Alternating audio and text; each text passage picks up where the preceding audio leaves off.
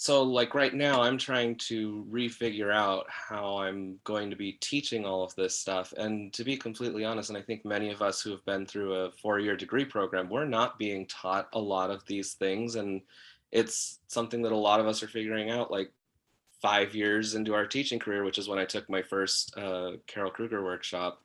And now I'm like, I just want to do all of the literacy things, and I've got all these things I want to try, but I've got like so many things to try. I'm trying to figure out how to prioritize. Welcome to the Choir Baton, a podcast designed to engage with people in stories, ideas, and inspirations stemming from choir. No other art form, no sport, no hobby, no business requires a group of people to execute a communal goal with just their voices. Join me, your host, Beth Philemon, as I interview guests who are singers, teacher-conductors, instrumentalists, and community members. Together, we'll ask questions, seek understanding, and share insight from our experiences in life and in choir. Benny Dominguez, thanks for being on the Choir Baton Podcast. Nice to be here. Yeah, so like literally, Benny and I went to college together when I was doing my master's, and he was doing his undergrad degree. And one of my favorite stories about Benny is sitting at the Chili's in Flagstaff, Arizona. Do you remember what we did? I don't know. I feel like a lot of hours were spent. Touche. This was going over bowings for my lecture recital because you were the cellist. Oh yeah. Yep, you were the cellist in my lecture recital, which was on the rhetoric of the Baroque oratorio Ionis by Giacomo Carissimi. And yeah, I just was like so grateful. Yeah. So that was 2014, 7 years ago. Insane. And Benny, I don't even actually know. I have a couple ideas, but I'm not totally sure. Where are you teaching at now? I'm currently teaching at a middle school in the Gilbert Queen Creek area called Sossaman Middle School in the Higley Unified School District. Oh, awesome. Okay, cool. Is it in middle school there? Is it 6th through 8th grade? 7, 8. Oh, cool. All right. So tell me, so the reason why Benny and I are doing this, and like literally I texted Benny today. Benny sent me an email or a Facebook message yesterday. Actually, it's probably a couple days ago. And I saw it and I was like, and we had a couple questions, and I was just getting ready to kind of like record this podcast on this type of thing anyways. And I was like, this is the perfect time to have a conversation on this and with someone. And I was like, hey, will you be vulnerable and come talk to me about this on a video recording so I can share it with the entire world about this? And because Benny is Benny, he said yes. So tell us a little bit about your program, 7th and 8th grade in Arizona. It's relatively small, and it's in a growing phase right now. Okay. When you say small means different things to different people. So yeah. So what is small?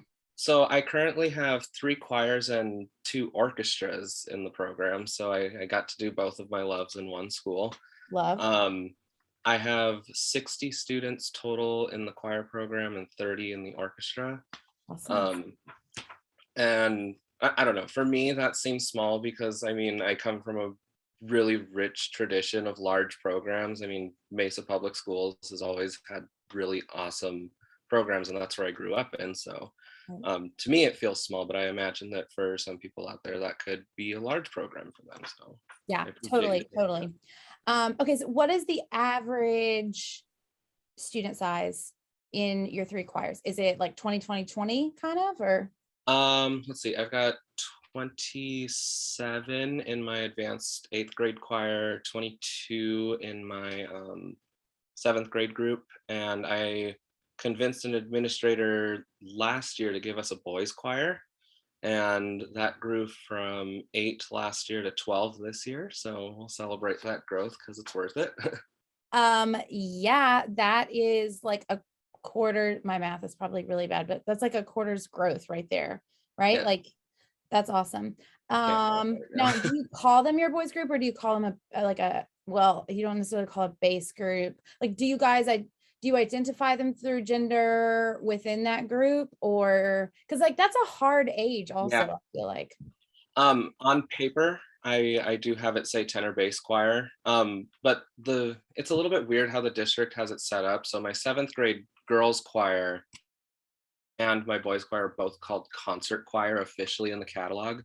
but I have the control of splitting it up according to their voice change needs. So pretty much all of the guys are in the same group, and then all of the girls are in the same group. Okay. And then my advanced choir. Have you gone through yet where you have any singers that are in some sort of that are in a phase of transition yet? Not yet. I almost did last year. Okay. But one of my he was originally a male, and now I should say, Mhm. is now identifying as female. Sorry, I'm still getting used to this sort of 1000%. thing. So Absolutely. she was a lower changed voice at that time. Right. So when they weren't allowed to be in choir the next year because they had to take a math intervention class, that kind of changed that plan. Fair enough. So I wish that I had something to say about that, but that was just an issue that I didn't have to deal with yet. So. And I hope you're okay with me bringing that up, because I just think that, it's important for us to continue to talk about. And middle school, I think, is often a time where we know it's really good for the developing voice to be separated by, like, I guess I'm sure there's more technical terms like assigned by birth genders, but Yeah. dealing with voice changes and it just is a conversation I think we just all need to continue to have. Okay, so that's really helpful. Last question, and then we'll dive into some of these things.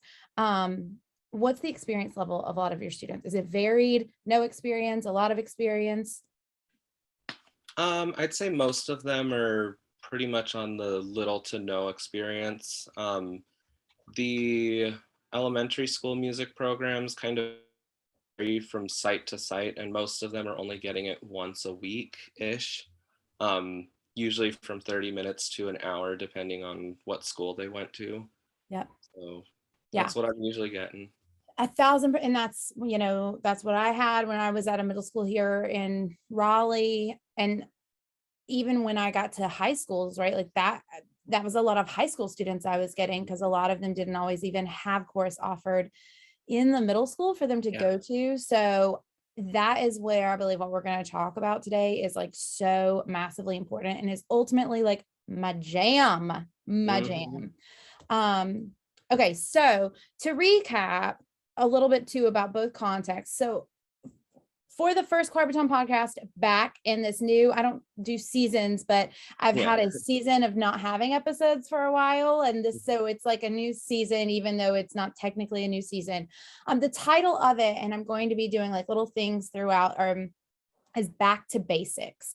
And I think more than ever, we have to be going back to basics right now, because so many people weren't singing. And so even if you were like musicking, it was all individual musicking for the most part. It was just very different. And Lord knows this year will still continue to look a little bit different, etc. So, more than ever, now is the time for us to go back to basics.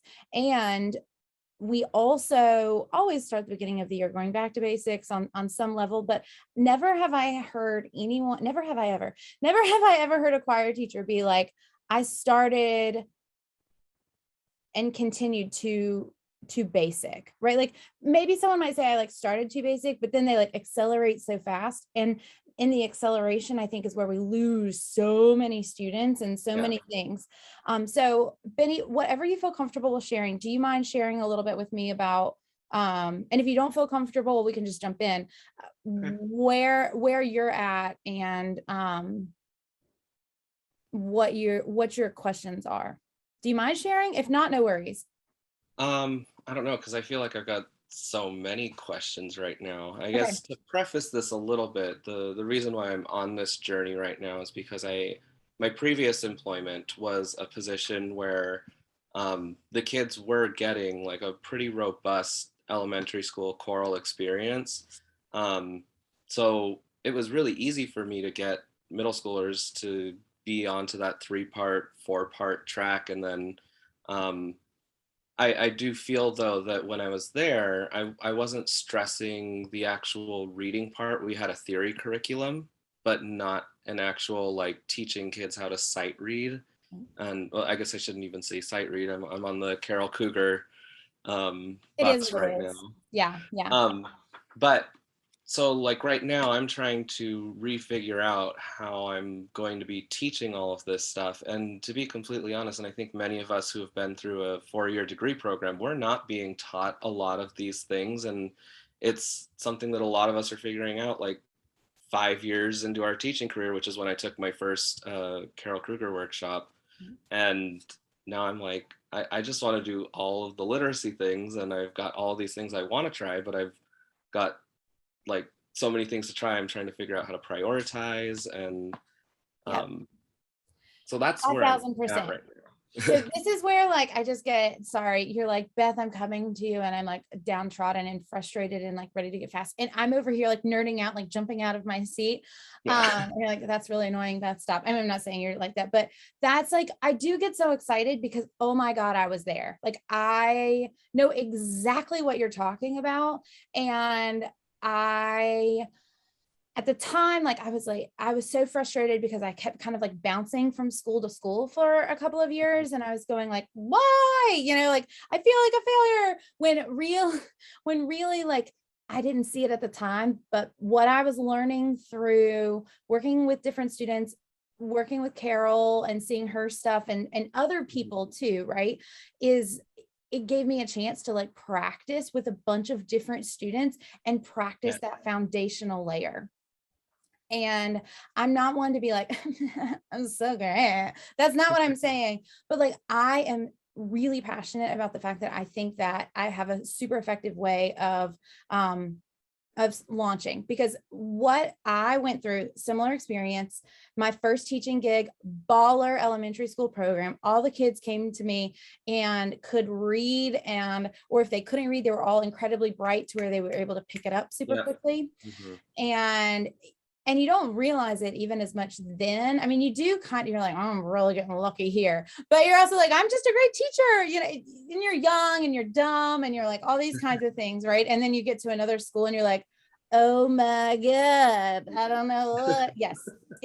Because to your point, our teachers were not, they didn't teach us how to teach people that aren't singers. And the other thing of it is too, right? Like we didn't go in, think about how unequipped people are to go into college in music education if they don't have a layer of musical understanding, and how we weed out, whether it's purposeful or not, we weed out people that could genuinely be amazing and having careers in music in our school programs, because only the best of the best, if you can sight read, or if you can do this, or if you can do that, you're only moving up. Anyways, I'm going to jump off that soapbox and dive into the how and why and what it all works for me. And I'll preface this with also, I freaking love Carol Kruger. She's the bee's knees. But one of the things that I think she would even say, and I say this because she says this in all of her workshops, is like, it's not her. We all say like it's the Carol Kruger method and it's the Carol Kruger way, and she's written amazing books, does amazing workshops. What Carol has done, and if you've ever attended one of her workshops, is literally like the first day, for the most part, she mixes it up a little bit now, but it's her taking all of the information and the pedagogy from people that have been around hundreds of years and saying like, no, folks, this is what we're missing. Yep. Right. Totally. So I approach it similar to her in that, like, I am very aligned with her understanding and what she's done, because she's the bee's knees, but I also do things a little bit differently. And I take what she's done and I've like layer it what I've found works for me and how I see students moving today. So I am in no means trying to say, I'm no means trying to like steal anything that Carol has done. all of my stuff that I've done through Choir Baton is like my very own. I have created it. Are there certain things potentially like influenced by her? Absolutely. But when you look at her stuff too, her stuff is influenced by Kodai and Dow Crows and Orff and things like that. And she credits all of that. And that is also my attempt with that. Like she gives you all of these resources when you go to her thing, which is well and great. But like all of my Choir Baton resources, like are my own. I created them. I'm not taking anything that she's done and trying to pass it off on my own. And I think that's just really critical for us to call out in this world of like online choralpreneurship, want to be this, that, and the others. And so I just wanted to set that straight. So here's what I found works for me based on one of the first things we talked about. I don't do iconic. I don't do iconic. So I know with my middle and high school kids, I want to take them as fast as possible to getting to read music. And what I found is when I began introducing iconic notation to them first, it was confusing. Yeah. And I've really been feeling that because that's the step that I'm on right now. Their ears were at that point where I felt like they were ready to move on beyond the neutral syllable neutral syllable sort of thing. And that's where we're starting right now. And I'm finding that some kids are, even to a certain extent, very confused by all of those squares and rectangles. And it's like, I wonder if that may be adding another hurdle in the literacy process for the children. So I'm glad that you mentioned that. Yes, that as soon as I read it, I was like, I know exactly where you're coming from. Yes, don't do it. So, and in fact, I have found I don't even, and I forgot it until you said that, I don't even teach neutral to neutral, neutral to syllable, syllable to syllable. I don't do that. So what I start with, and what I've learned that works for me in my classroom is I start with rhythm first and the echoing of rhythm. And I always start on Takadimi. And I mean, occasionally I might start with a neutral syllable, but so I'm going to start from the bottom up. And then I'm curious your questions, because I think this will cover some gaps. Does that work? Yeah. Cool. All right. So taking rhythm first, instead of doing the neutral to neutral, syllable to syllable, even within that. So sometimes people will say you want to take out the ta tikis, takadimis, and all of that, and just do like a da da da da da, right? I might sometimes put a little bit in that, but I try to get to the syllable as fast as possible, like the ta, tadi, taki do, and takadimi, as fast as possible. And the reason being is I've always found, and for myself in my own personal musicianship, and this is another thing why I meant to bring this up earlier too, Benny. This is another thing I think that's critical. You are such a baller musician, like you've been musicking for as long as possible. When many of us enter these musical settings, we're like, oh crap, I don't remember how I learned a quarter note. Okay, I'm feeling that so much right now, especially as I'm trying to like go on the journey of teaching kids how to read. I'm like, dude, how did I even learn how to read music? And I actually have a very distinct memory of when I first joined choir my senior year in high school. Because of orchestra conflicts, I couldn't do it until then. I was literally holding my music in my right hand and playing cello along to the notes that I was seeing on the page. That was how I learned how to sing music, but I don't even remember how I learned how to read it at all. Yep. So where do we start from then within it? And then also times when we're in classrooms, we have students that are like us, and then we have students that like literally have never been in an ensemble before. And you are like, how do I bring them all up at the same time so everyone is learning? And it's freaking hard. So so what I have found works is you don't teach like you were taught. You don't teach like you've not taught before. And what you do is you pull higher order things that are actually very simplistic in nature, but poorly explained to us as music educators and music education students. And you find a way to marry it with the simple, so that the kids that have been in piano for 12 years have never had a teacher look at them and go, well, that's actually compound triple meter and da da da da da da. And they're like, whoa. and you're marrying that at the same time as you were teaching what it is. So like these experienced kids are getting the new vocabulary and bigger understanding, and kids that have never had it before are getting it for the first time, but they're actually like being taught what it means instead of just like hoping that it makes sense in someone's brain. Because I'll be honest, Benny, I will never forget music theory placement test for graduate school. I mean, I was living in Flagstaff, so there's no way they could like necessarily like kick me out of the program. Thank Yahweh.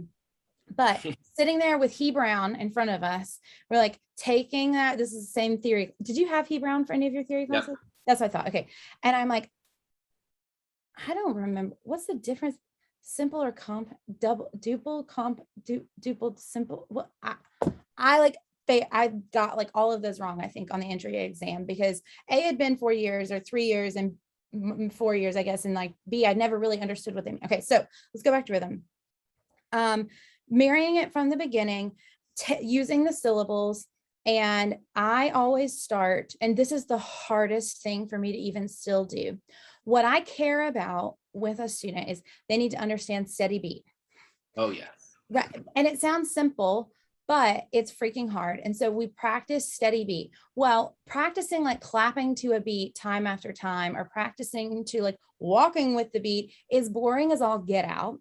So to make it different, you practice steady beat by practicing beat groupings, right? Mm-hmm. So how many different types of beat groupings are there? There's only two. No. Nope. Really? Nope.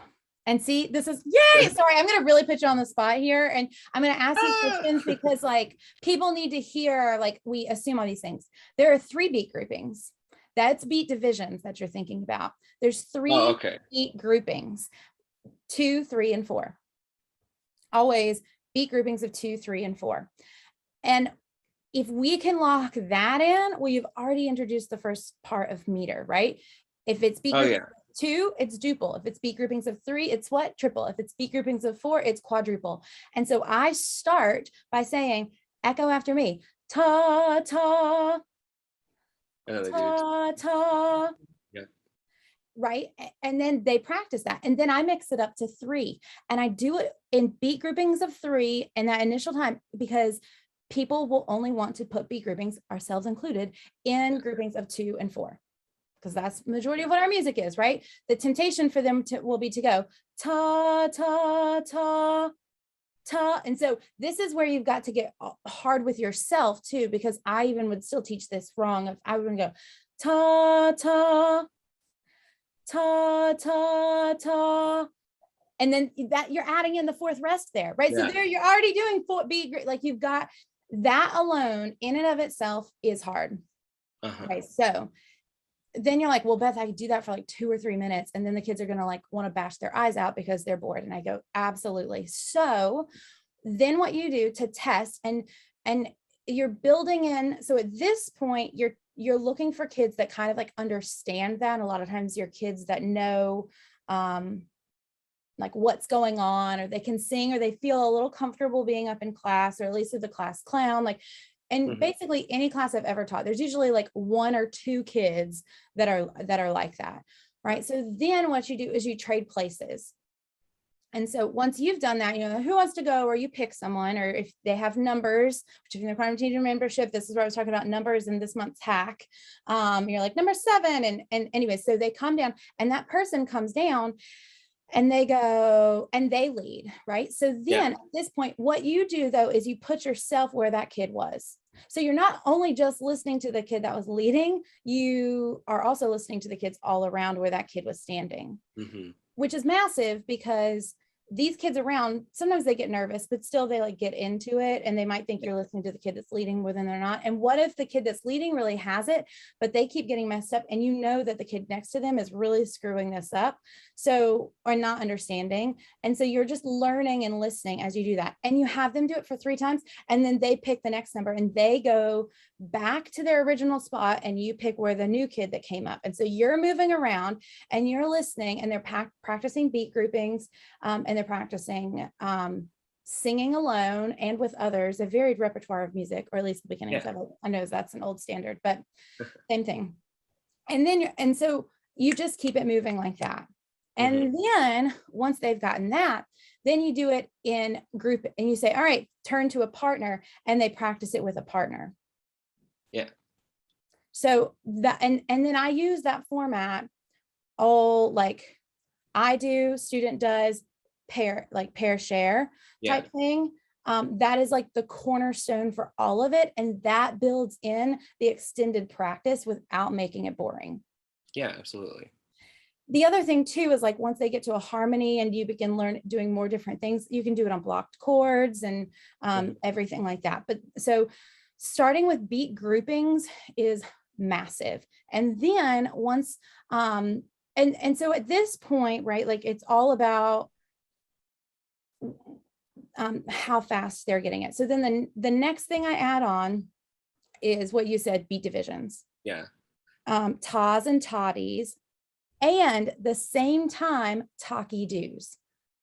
Oh yeah, absolutely. Perfect. Because if you don't introduce beat divisions of 2 and beat divisions of 3 at the same time on the same day, you're lost. They're lost. Yep. And I even just found this right now with my own kids, because I mean, even you're saying same day, I waited one day and my kids are automatically struggling with compound meter more than they're struggling with simple meters. So yeah, I'm currently going back to that right now and realizing the error of my ways. It's not an error. Everyone taught us compound is harder. You got to introduce, I'm doing air quotes here if you're listening to this, right? Like that you have to introduce simple first and then move on to compound. No, you do it the same day. Yeah. And in that respect, when I was listening to because I did a virtual conference with Carol over the summer this last term, and there was even someone that said, I'll do like simple meter one day and compound meter another. And then I tried it myself and I'm like, God, I really should have done that on the same day, because I already see the effect of it. I've had to spend about like twice as long doing compound meter exercises with my kids. So yes. And that's the other thing too, with like how I look at all of this is I want people to learn the foundations, and I want them to look, I think, what is the quickest way I can get them there? Like, what is the quickest and most effective? And the quickest and most effective is do it both at the same day, but in smaller amounts to compare. Yeah. And now that I have that in my tool bank for now, we'll get to next year and I won't make the same mistake again. And that's going to be awesome. But because you are admitting that now, Benny, like people listening to this now are not going to make that mistake the first time, because you were vulnerable and shared that. So thank you. And I am one of those people who has no problem admitting that I make a lot of mistakes, and I own up to it, and I do a little bit better the next time. Well, I say, like, I love to be right. And my family, if they were listening to this, would like die laughing, because they were like, yeah, you do. I mean, I do, but genuinely, I love being wrong, because when I'm wrong, I learn more. So the other thing, and this is my other challenge to you and people that are listening or watching, if you're on YouTube, is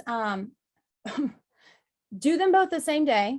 Maybe do them a couple days, depending on how long you have your kids, how fast they're picking it up, blah, blah, blah, blah, blah, blah, blah. But then the next day, once they're like feeling good on that, then you introduce mixed meter. Huh, interesting. Because when, and that is the, like the icing on the rhythm cake, right? Yeah. Because then they're understanding that the concept of mixed meter is the beat stays the same, the division of the beat changes. Yeah.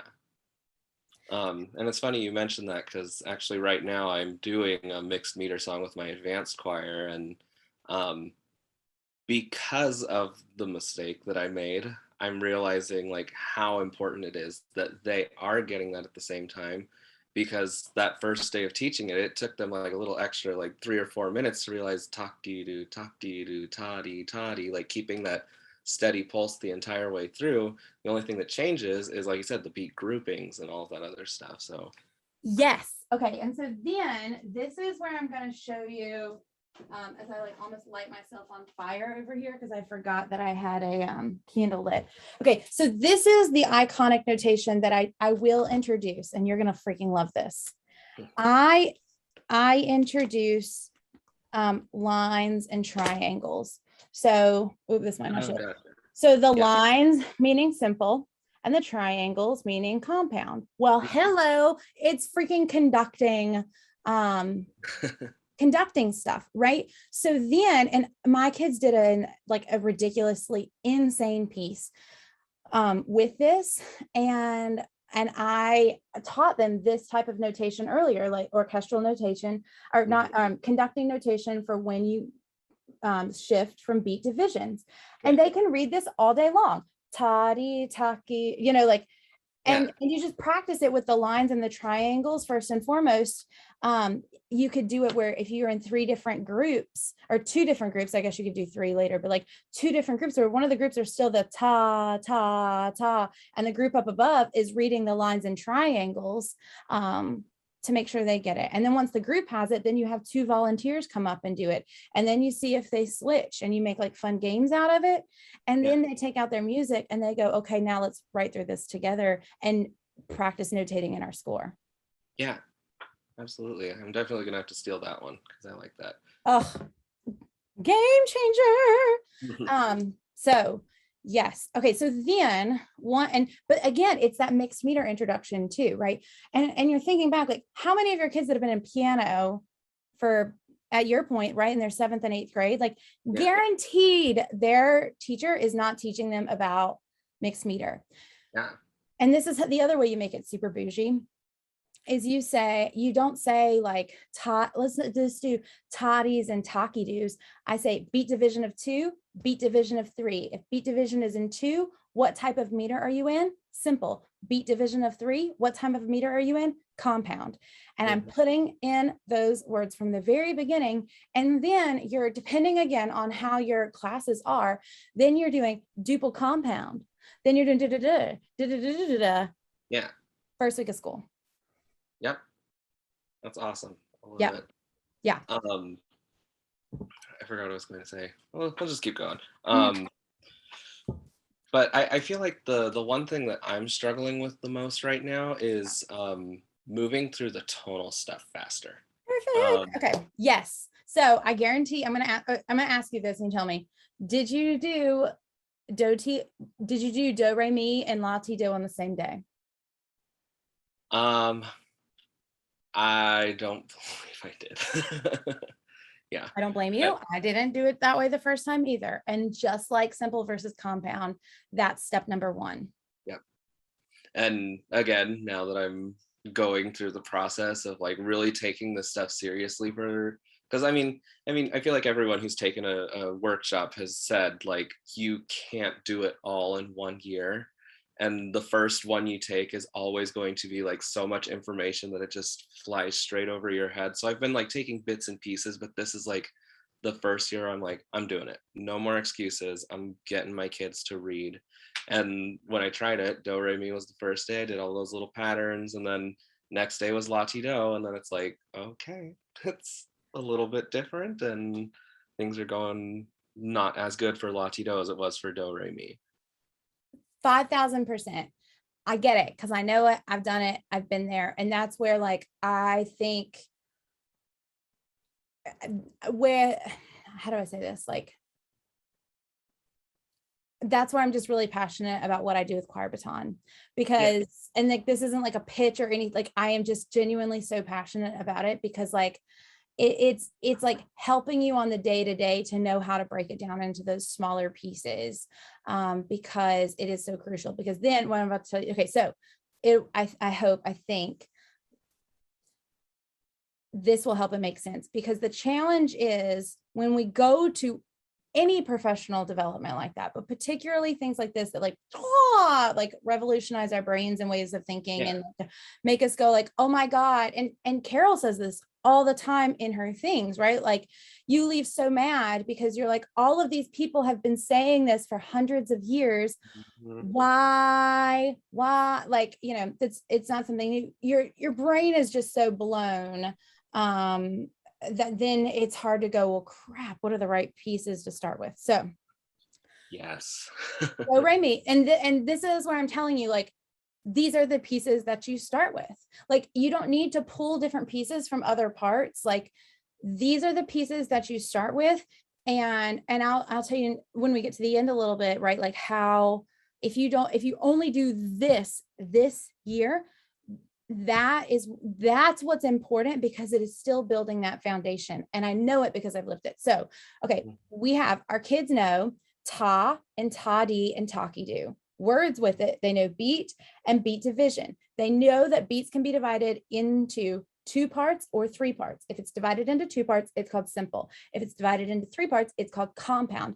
Also, beats can be grouped together into 2s, 3s, or 4s. If they're grouped together in 2s, we call that duple, 3s, triple, 4s, quadruple. Therefore, we have different types of meter: duple, simple, triple, simple, quadruple, simple, duple, compound, triple, compound, quadruple, compound. We have all of those 6 patterns. And then we also have an option of mixed meter, and we've practiced mixed meter in several different contexts. So we're familiar with all of those. And then let's talk about pitch.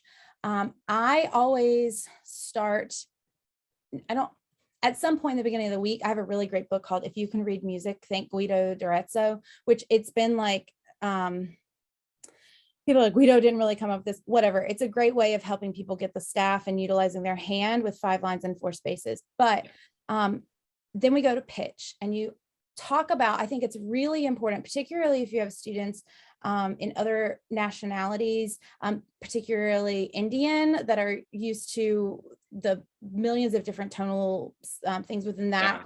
So, I always say we're going to talk about the Western music scale, and there are only 12 pitches. And as soon as I say that, it's like people almost look relieved, right? Like, oh, there's only 12, because it feels daunting. And then I say, and today we're going to learn 5, right? So like, if you start from teaching do, re, mi, and then I always start from do as my anchor, do, ti, la,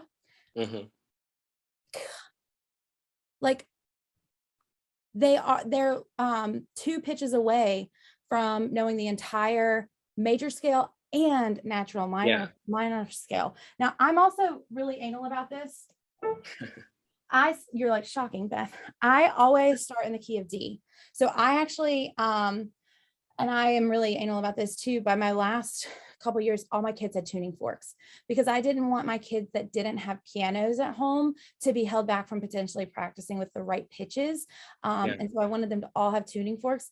And so we would practice that, and so, mi, do, and I would, play and sing. And then we would do do, re, mi.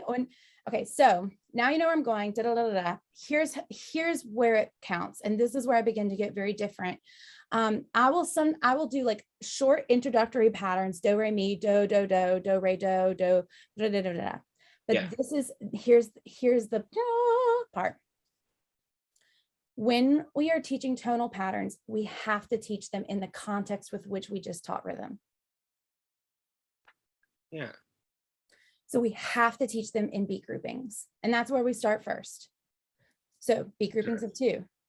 Do, I might have switch keys, whatever. Do, do, do, do, do, re, do, re, do, re, do, re. Yeah, and kids are like, you already did that one twice, and they don't need to know that I like forgot what I was going to sing next. I'm like, we repeat patterns all the time in music. You just needed to sing it more in tune. I'm kidding, but like, you begin to the do, ti, do, ti, do, ti, la, do, ti, la. Perfect. And if we weren't on a lag too, and with the Zoom and all the kind of things, I would already begin. It's that triple that's going to throw them, right? And saying, oh, you added in a 4th beat there. We're not in quadruple, we're in triple. And then you're scaffolding on top of the rhythm. Yeah. And that in itself is big. I would have never even put that together to even put meter into it, because I mean, the way that we were taught in the workshops, and again, it's just different varied thoughts on this, is it was just the small patterns, or you teach them like 3 at first, maybe 4, and then add on to 5 patterns. And that sort of thing. So it didn't even cross my mind, honestly, to put it in terms of the meter that they're doing. So thank you for that. I appreciate it. I- That's when it becomes a game changer. In my experience and in my opinion, because I went through the same thing. I did that for, and I was like, wait, why am I teaching them two separately? Like they're on top of one another, right? Mm-hmm. And so then the next thing is we'll do beat and beat division. And I'll say like, okay, what beat division do you want to be in? They'll be like, simple. And I'll be like, do, do, or sometimes that might be taking it too fast. So I will then practice every pitch pattern that I sing is in a beat division.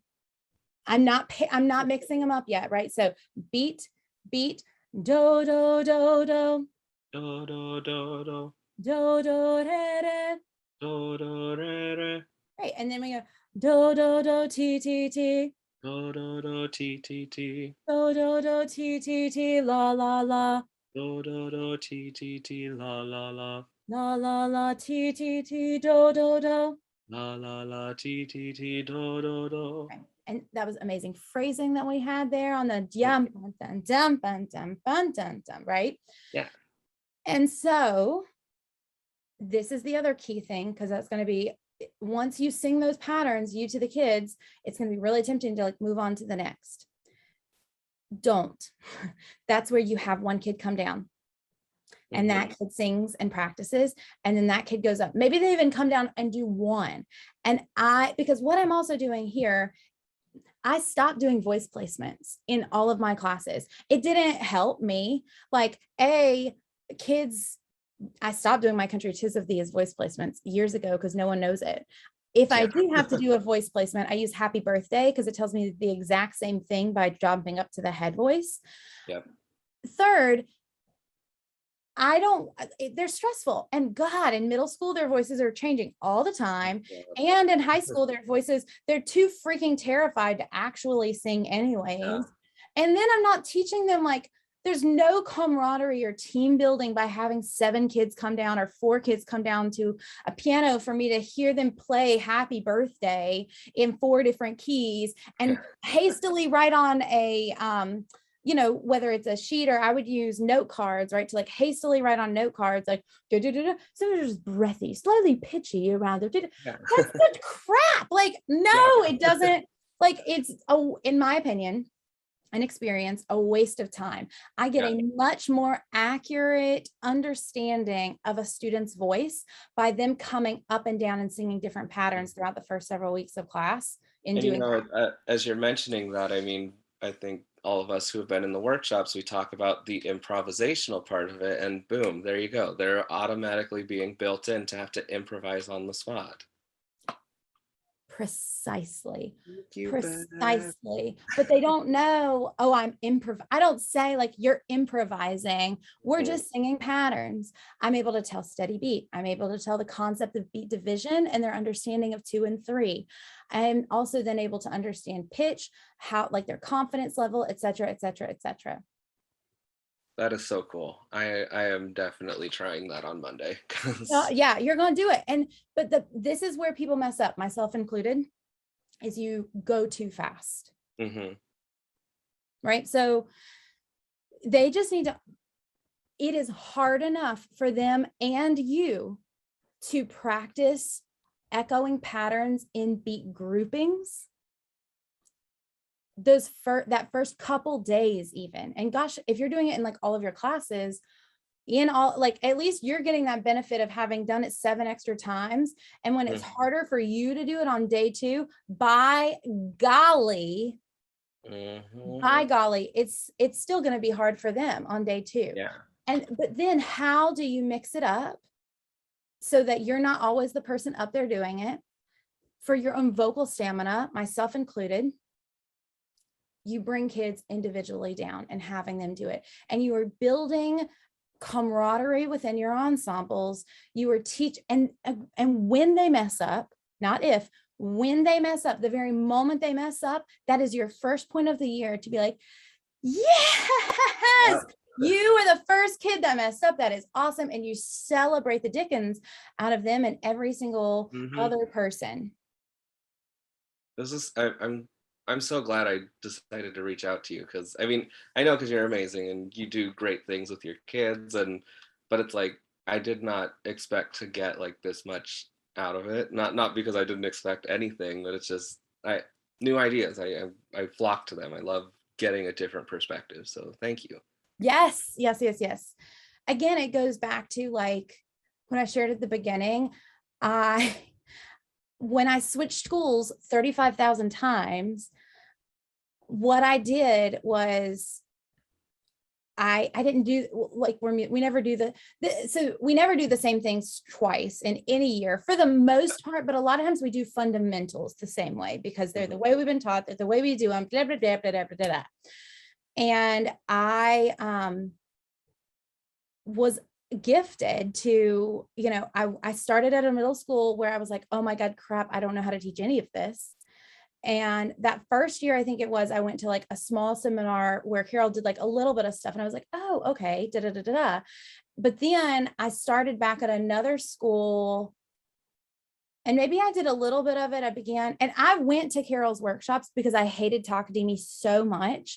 I was like, I am going to learn. And I've told her this, right? Like, and I've said it in podcasts and I've said it a million times, right? It's like not something I'm hiding. I was like, I'm going to learn about this Takadimi stuff so I can tell you how bad it is. And like the first day I was like, oh crap. Because it has made me a better musician, and Yeah. Lord, that's the other point of it too. So then once you have that, and once you're doing all of that, but I was at that first school and then I started at another school. It was an art school. And I'm sharing this because I think it's relevant for people to understand when I say like I tried this out 35 different times. Like here's what I mean. So at that second school, the kids had never been exposed to anything like this. And so I had the chance to practice all of them, and I had a bunch of different classes, but I was also teaching a fundamentals of music course. Yeah. Where kids changed every year. So then when I got a little bit better that second year and could like iterate on things a little bit more and like understand a little bit more, I also got a whole new round of kids, brand new kids in the fundamentals of music class the second year. So it was like I had my kids that had already kind of had a year for it. And then I had these like I got a new crop of kids to try new things out on to try to get going faster. And then halfway through, no, I guess 2.5. So then I started another year with them, and then we were like flying, and I was like, okay, I know what I'm doing. But then I left that school halfway through that school year. The thing, choir teachers never leave halfway through the year. Yeah. And I went to another school. And when I went to that other school, the kids were like holding up, X's in front of me and saying like, this is stupid, da, da, da, da, da, da. And so I had to like prove it kind of to them that first semester. And then I started the whole school year again with like new kids, the kids that had hated me from transitioning because I wasn't the same, but they were out kind of, so that's what I'm saying. Like, I was very fortunate to have so many new starts that enabled me to be like, we've got to be ready for contests and festivals. And like, how can I quickly move through this? Okay. So I've convinced you, hopefully, that it's about the melodic patterns with the meter. And then it's about the kids singing. Yeah.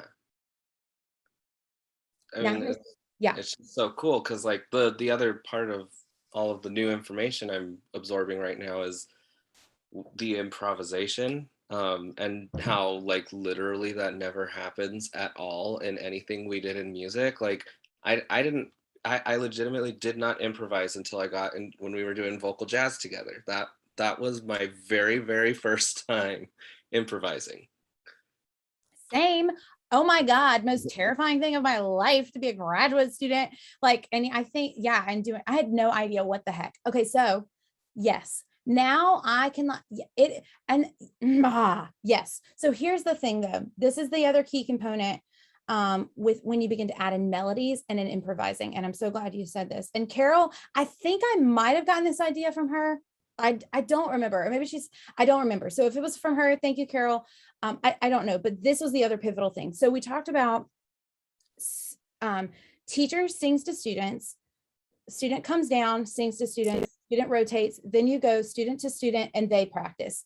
And then I also say like rotate, and the kids rotate and find another partner, and rotate and the kids rotate and find another partner.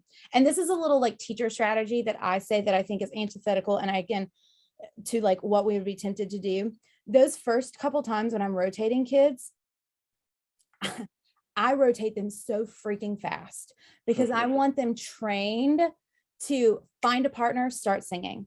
What I found was the longer amount of time I led them to start singing at the beginning, the more they would like stand there awkwardly or like be nervous or start talking or da da da da da da. So those first couple times that I'm rotating and first couple days, they don't know this, but I'm letting them sing for like 20 seconds. And then I go rotate. Da, da, da, da. Why aren't you singing? Sing, sing, sing, rotate to to build that in. Anyway, so that's the rhythm. When you add in melodic concepts, the fourth level to that is instead of doing the echoing with partners, there's another layer that adds in. So it's student echoes to choir. It is, or teacher echoes to choir, student echo to choir. And then I have students come down, and this is, don't miss this step, because if you miss this step, it won't be successful in the other way. I have a student come down with me and we truly improvise by, I take those melodies and I have them sing the last pitch that I sang is the first pitch that they sing. I think that's a carol thing, right? Maybe. Yeah. So, but this is crucial. If you do not model that you to a student, there will be students that don't understand when you have them go and do it on their own. Yeah. And then I have bring down other students. And so the students are watching pull on melodies, and then you might have other students. And then once they're doing that, and then they go back and they're echoing, and then I call it chaining. That's what I call it, because they're chaining like, yeah. And then I have them chain individually with one another. Yeah. And I like that you mentioned that too, because when I was doing the chaining activities with my kids, I would explain it. I've got a student teacher right now, and we'd model it with each other. And then I'd be like, all right, let's go. And then that led into classroom management issues, because then they start talking because they don't know what's happening. So definitely trying that on our next improv day, because don't do it as an improv day. It's every day. Yeah, I know. I'm just, yeah. Oh, sorry. I got like really like. No. It's because it's again that whole thing. This is all so new to me, because I mean, how many of our teachers told us about improvisation? All of them. How many of them actually did it? None of them. So yeah. It's not improv. It's just making music. Like it is just making music. And don't even feel like that is the last step. Like I don't do that until they can echo one another super comfortably. I don't even have them sometimes chain until I can have certain kids chain, and they're like, can we chain together? Can we chain together? And I'm like, are you sure? Yeah. And then they go and chain. Well, no, because like when the day that I just a few days ago, actually, when I did it, we're trying to do it on la-ti-dos, and I'll be like, la-ti-do, and then one of the kids will go do-ti-la, and I'm like, how did you even do that? That's like that would have been me as your kid. I'm just telling you, it would have been me. Like it was just surprising, because like our adult ears, if you will, are like, we can't make a mistake with that. But for the kids who are just learning this for the first time, it's like that's just a normal mistake for them. So and this is where I am different. I don't start neutral on pitch. Gotcha.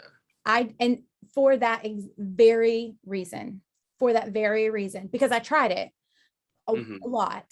And it's a freaking miracle that I have a master's degree in music, because of like how bad my musicianship was, and like how I just was very fortunate to fake it really well, I do believe. But I think it's funny, I have a new podcast episode coming out with Jessica Grant also, and we talk about how like I think we all have such an imposter syndrome in music, and like if you need therapy, listen to that episode, because it's real life.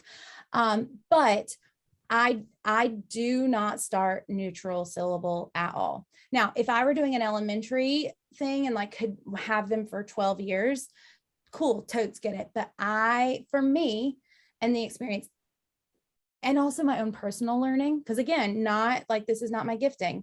is picking up this stuff naturally. Like I would have still done that to you, and I would have possibly sung like do ti la but la ti do to you now. Like that's just me.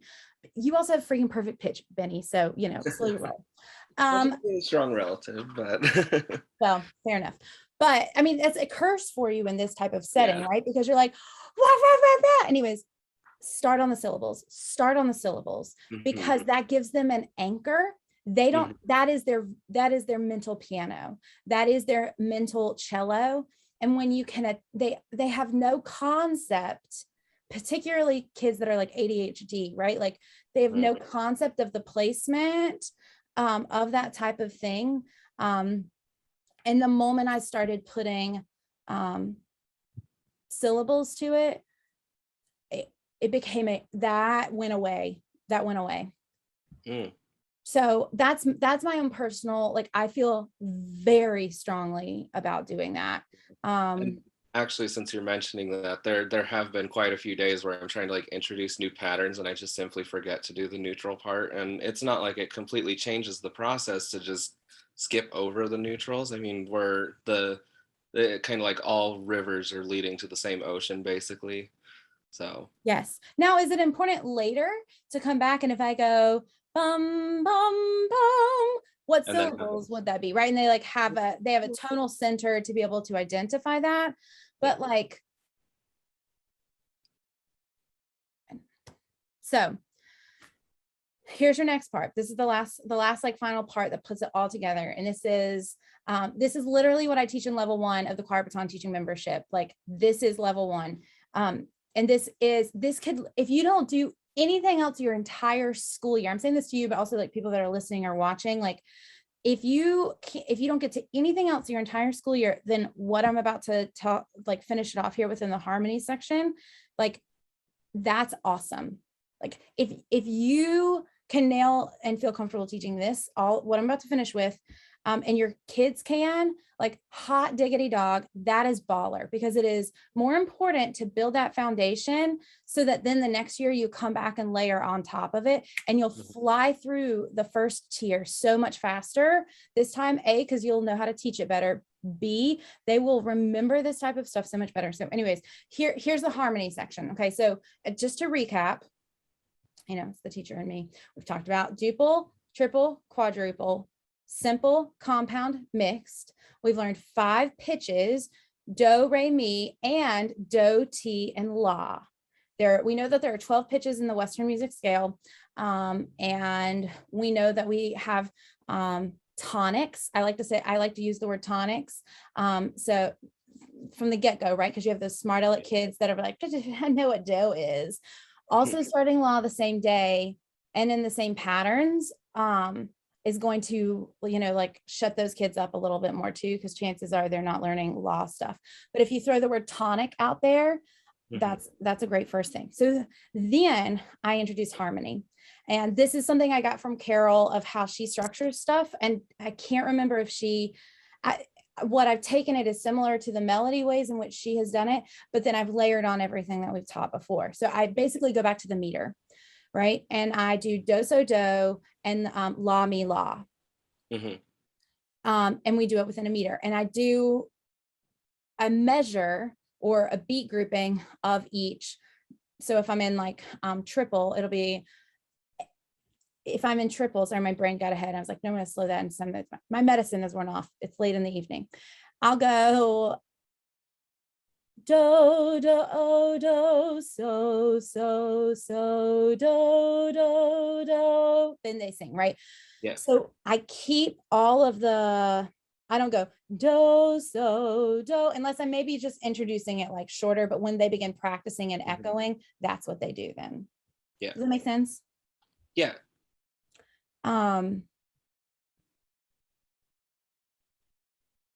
Yeah. Awesome.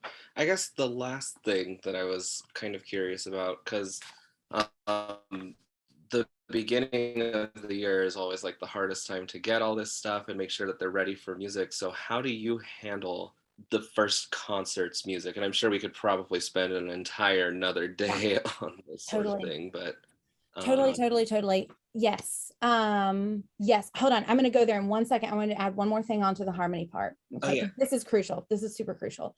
If I go do, so, do, have I taught them so yet in their patterns? No. Yeah. So, well, okay. So I don't know how I don't, okay.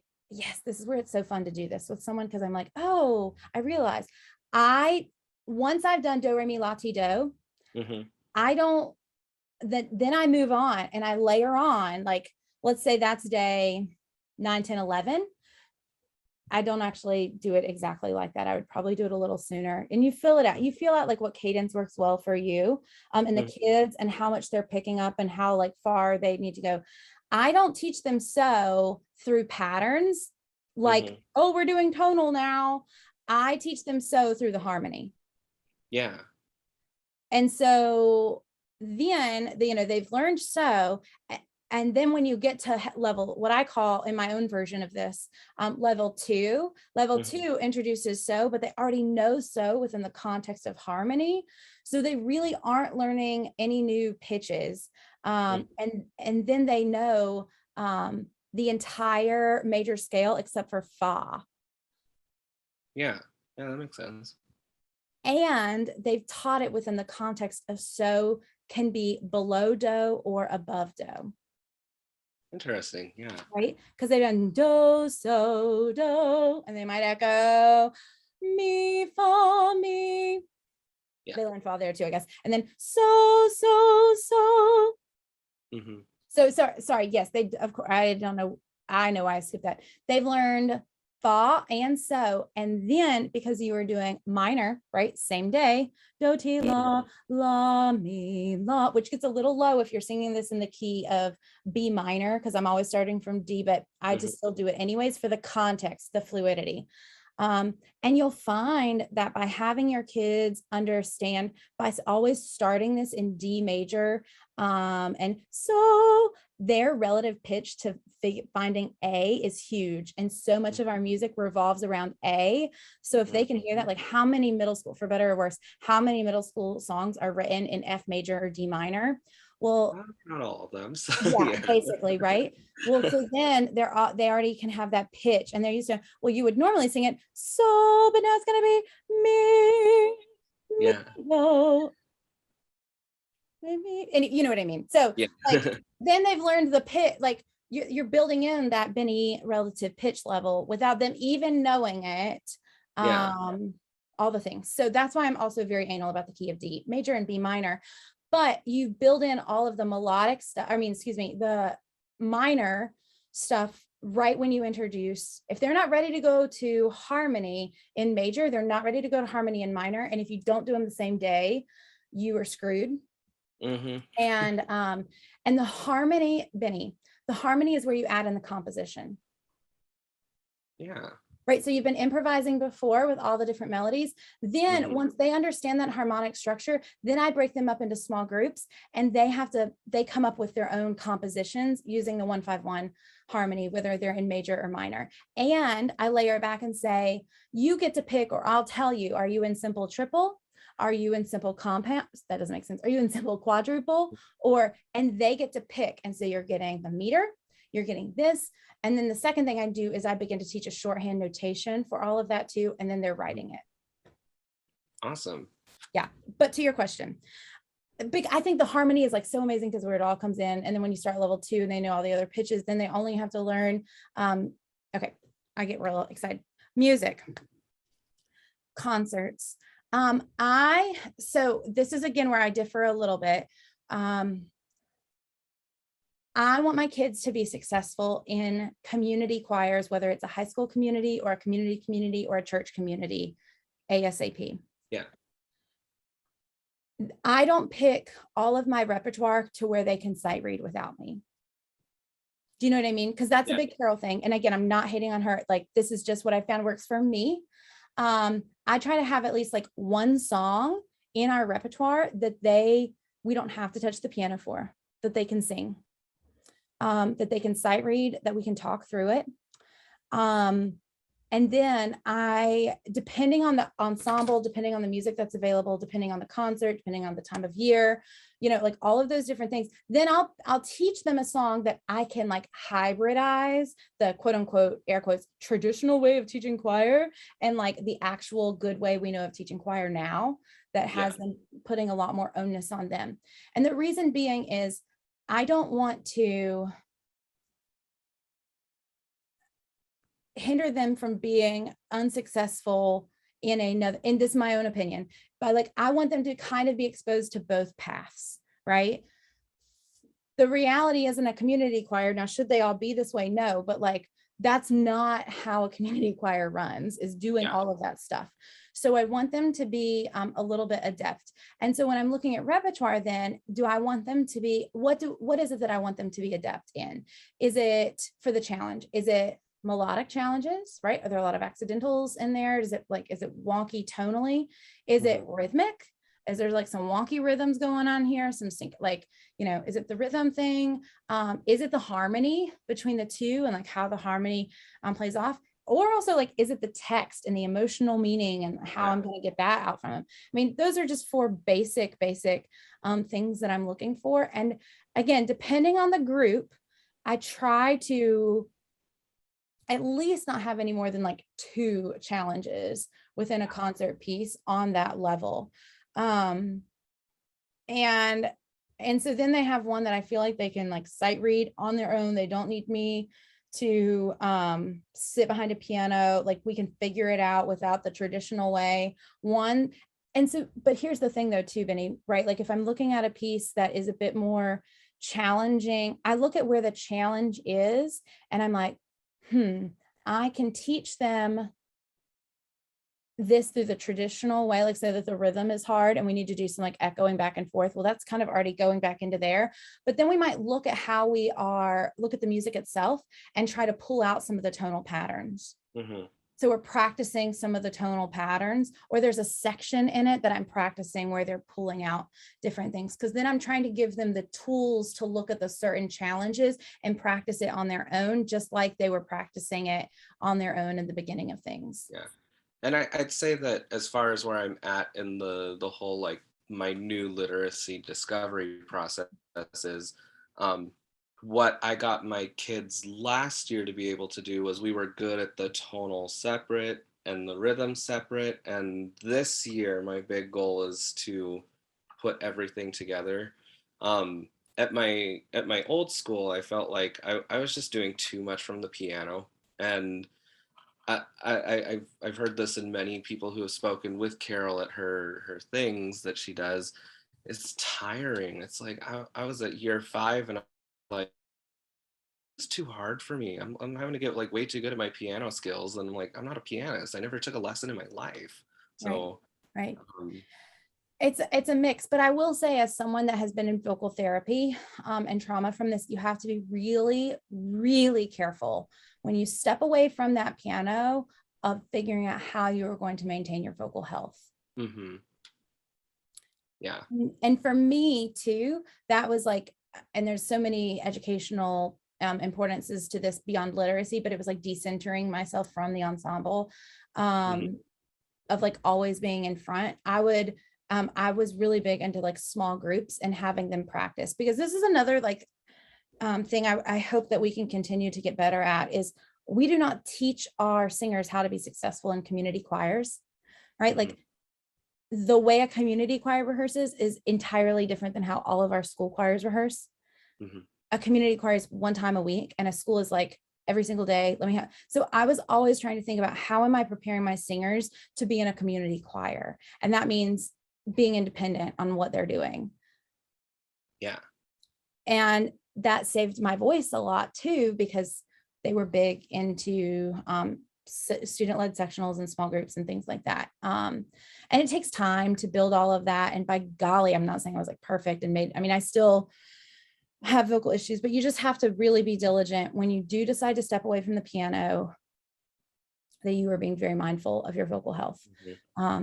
So the other thing though, that I think is really crucial is that we are, this type of stuff, what we are doing and how we are teaching, like nothing says a choir concert has to be, let's all get up and sing this type of music, right? Like I now, every time I've led a choir concert recently, like, which has not been actually very recent, but I want the audience singing at some point, right? I want them to experience. So maybe like your first concert of the year, you're having them practice, and because everyone loves some good harmony, right? Like there you have one half of the group learning do do do so so so do do do, or you teach that to everyone, right? And then you have the other group, because mi fa mi is sometimes too tricky for them. You start with a so so so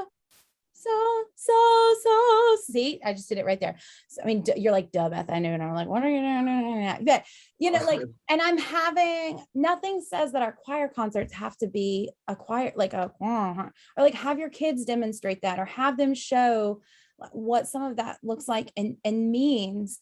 And anytime you can engage an audience member in the experience, you've got extra buy-in.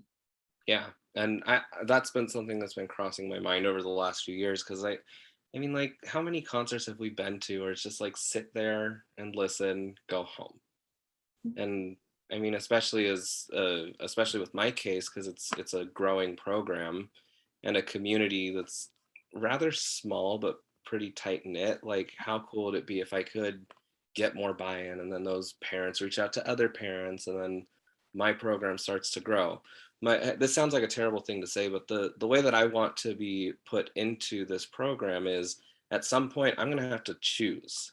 Like, I love the orchestra, I love the choir, but I want to have to pick between one or the other, because that means that one of them has grown to the point where I have to. And then we get another person to be full-time, and then both programs can really grow, because I feel like it's like neither one can grow while the other is still both in my control, because I'm just one person. So absolutely, I love that. Now, question, do you have your orchestra kids do that way? Surprisingly, I do quite a bit of solfege with my orchestra kids. They hate it. They're like, we didn't sign up for choir. And I'm like, I literally got a sign from a student that says, if you can't sing it, you can't play it. And it's right on my piano. And every time they complain about it, I just look at the sign. Look at the sign. But there's no reason to, you can't do literally everything we just did with Absolutely. Them. Yeah. And to the extent of my abilities, I am, as often as I can. It's hard, because there's a whole other level of training that I have to let go of with my orchestra stuff, because we think about all of the choir things that we learn and how there's that. I mean, this completely throws away a lot of the orchestra training that I went through, and how they literally will start with letter names from day one and your finger numbers. And oh my God, if any of you teach a violin player, trying to teach them low one, low two, all of that fun stuff, like, if you teach them me and hear the difference between a me versus if that's like an F sharp, and then what F natural sounds like, I mean, there goes half the problem of them learning where their finger goes.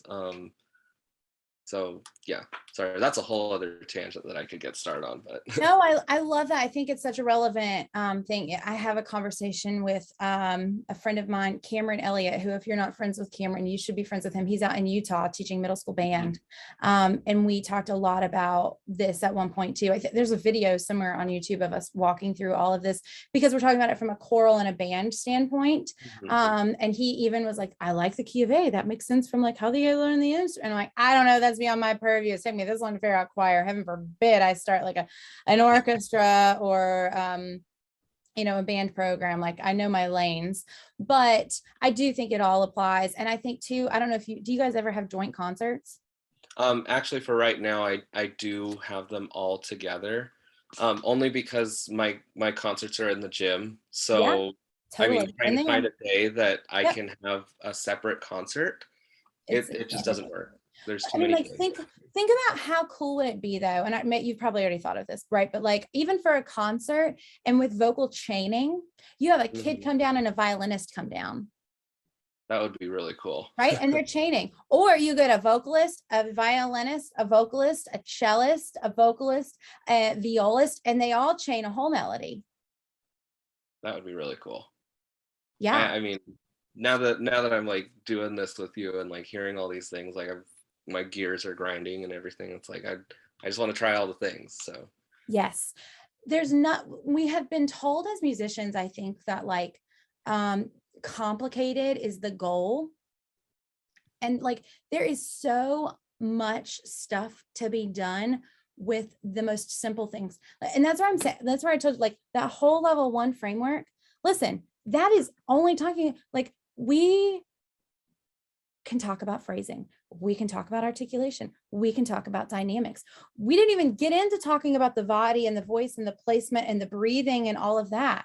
Like you could literally just stick with all of that and continue to scaffold on all of these other cajillion million things. One of my other passions too is just on those 5 pitches that we've learned, la, ti, do, re, mi. You're going to love it. I know you're going to love this. Let's practice these on IPA vowels. Yeah. I knew you'd love that. I would have IPA letters, right? And so, and then, are you ready? Hold on to your panties, because here we go. Then you can teach consonants and the IPA vowel and take the solfege out of it. And now what are you on? Words. No, you're neutral syllables. Oh yeah. Before But I mean, words even. Neutrals will create words eventually. So Exactly. yeah. Exactly. But you're getting them to practice all of the IPA vowels that I suck at, that I'm like Phoebe from Friends on, that, we've talked about all this type of stuff, right? Like, like the list goes on and on and on and on and on and on. Yeah. This is really cool. I'm going to be completely honest. I am not a member of Choir Baton, but I feel like after today, I'm going to be. So I'm going to be completely honest. I swear to God, I didn't like say this is not like the perfect lead in, but like, I'm so glad you feel that way, because like, that's what I made. Like, it's what it's here for. You know what I mean? Like, yeah, it is. I just get real excited about it. So we'll talk about all of that. Thank you. I did not pay Benny to like say this, other than like begging his vulnerability on I'm this holding episode. up my right hand. She didn't pay me. It just makes sense, right? Yeah. Like, and it gives you that foundational framework. And I've said it 30 times, and I say it one more. Like, if you don't start with anything other in the school year, if you don't cover anything else this entire school year, all of that in level 1 is worth it. You can do a million things with it. Yeah, I'm really excited to see like the whole package and what I can get into with my kids now. So absolutely. Oh my goodness. Thank you for being so vulnerable and like asking questions and being willing to be like, oh, I never thought about it that way. Like, because I guarantee think about how many times you've heard someone else be like that, and you're like, dude, I was thinking the same thing, but you're like comforted by hearing someone else say this, because you're like, oh, I'm not alone. Versus sometimes you don't, like, is everyone else thinking of this? Is everyone else doing this? Everyone else doing it this way?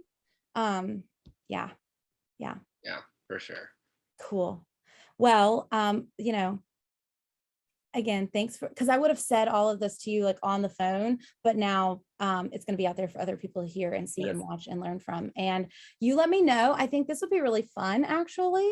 Call me in like a month or so, and let's do a follow-up, right? And like, let's check in, and you can be like, this really worked, this really didn't, I have thoughts about this, what do you do this? And like, I'll be like, oh, I'd love to tell you what we're doing in level 2, sort of thing. Like, all of that, if you're game.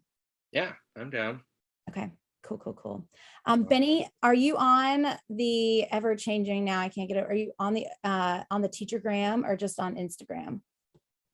I am on Instagram, but I rarely ever check it, to be completely honest. Good for honest. you. Listen, I'm not gonna lie, like I'm the biggest proponent of choral music on Instagram and like all of places, but I'm also like kind of burnt out by this like picture perfect world of that we are representing. So don't feel like you have to get on it, but yeah, Benny, thanks again. Yeah, absolutely. I'm glad to be here. Awesome. Hey, Choir Baton listeners. Today, August 16th, 2021 through August 31st, the Choir Baton Teaching Membership is open to new members. Now, the Choir Baton Teaching Membership is an online resource for choir teachers to access curated information to help you be successful and feel supported throughout the school year. This year, there's no doubt that we need all of the help we can get, and CBTM seeks to be that integral resource for you. Now, in the Choir Baton Teaching Membership, you have access to all of the information from last school year, from now until December 2021, and you'll continue to gain access to all of the new content for this school year, now past that date of December 2021. You will also have within this new content for the year a rotation of a curated hack, lesson, assessment, or choir builder each week sent to you via email and also accessible in your membership. Listen, you are short on time always, and this enables you to be able to go through and get information quickly, efficiently, know where it's at, no scrolling, looking through all the different folders or screenshots that you've taken. It's all in the Choir Baton Teaching Membership for you. So if you want to learn more, click the link in the show notes. And if you're listening to this after August 31st, you can still go to the Choir Baton website and sign up to be on the waiting list. And I will send you an email the next time the membership opens again. As always, thanks for listening to the Choir Baton Podcast, where we're all about more people singing.